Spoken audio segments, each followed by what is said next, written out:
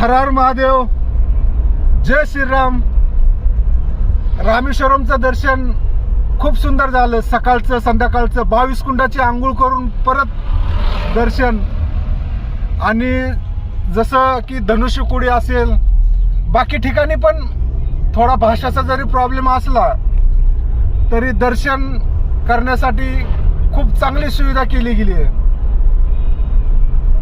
वयोवृद्ध असतील त्यांच्यासाठी वेगळी लाईन, पासेसची सुविधा आहे. ज्यांना थांबता येत नाही 25 रुपयापासून ते 250 रुपयापर्यंत पासेस आहेत. जसं ज्यांना जमल तसं सुविधा केलेली आहे. खूप सुंदर छान दर्शन झालं. आणि आज रामेश्वरम करून ऑन द वे कन्याकुमारीसाठी निघतोय. कन्याकुमारी जवळपास इथून 4 ते 5 तासाचा अवधी वेळ दाखवतोय. खूप छान वातावरण आहे. त्यातली त्यात गरमी थोडीशी आहे, कारण पाऊस आहे.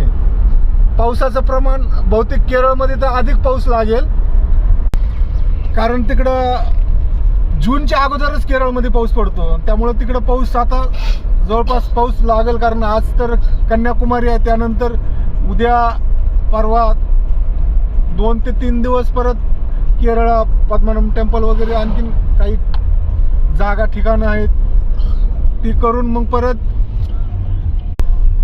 तसं पाहिलं तर खायचे वगैरे थोडेसे लाईटली प्रॉब्लेम्स आहेत, बट डोसा, इडली, उत्तप्पा, महाराष्ट्रीयन खाणं पण काही ठिकाणी आहे. असं काही नाही आहे की महाराष्ट्रीयन नाही, यातला भाग नाही आहे. महाराष्ट्रीयन पण खाणं आहे. फक्त सकाळचे जे नाश्ते आहेत, ती नाश्ते इथले जे लोकल नाश्ते आहेत ती बेस्ट आहेत, खाण्यासाठी एकदम उत्तम आहे. आणि मोसम पण खूप छान आहे. टेम्परेचर आता बघितलं तर 30-31च्या आसपास आहे. आणि गरमी याच्यामुळे आहे की 2-3 दिवसापासून पाऊस सुरू आहे तर इकडं. आता कन्याकुमारीमध्ये परत थोडंसं वातावरण चेंजेस राहतील.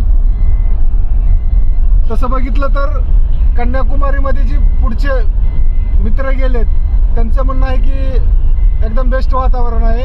आणि फिरण्यासाठी एकदम अशी काय कुठंच अडचण येणार नाही आहे. केरळामध्ये पण नाही आहे आणि तमिळनाडूमध्ये पण नाही आहे. फक्त आपल्याला काही खरेदी वगैरे करताना थोड्याशा अडचणी येतात, बट ठीक आहे.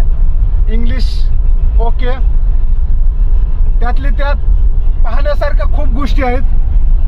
मोसम चांगला आहे आणि